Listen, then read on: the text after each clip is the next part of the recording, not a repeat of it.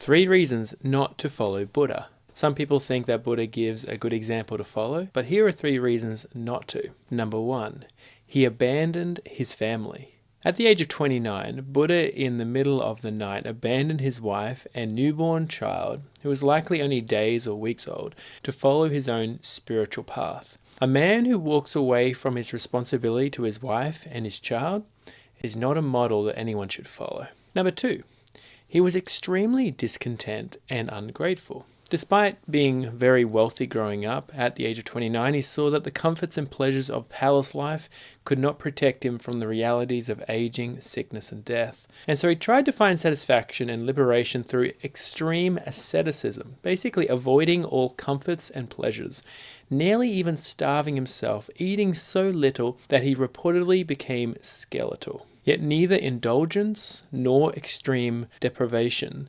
brought the peace he was seeking. His so-called enlightenment was the realization that life is inherently dissatisfying, and his goal was to extinguish desire and end rebirth, essentially giving up on life and existence itself. Someone so discontent with life and his circumstances is not a good role model.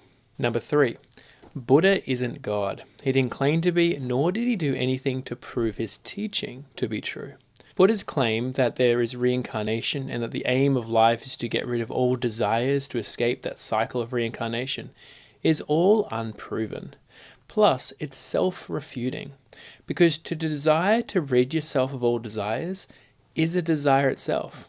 And this is all in contrast to Jesus, whose teachings are always consistent. He proved himself trustworthy by walking on water, raising people back to life, and himself coming back to life 3 days after he died. Something we have good historical evidence for. You won't see Jesus being ungrateful or discontent. Even though he said he has nowhere to lay his head, he never grumbled or abandoned his responsibilities. He lived in perfect obedience, humility, and love. Have you noticed, whether you examine the life of Buddha or Muhammad or any other religious leader, there will always be things that are deeply flawed, selfish, or sinful.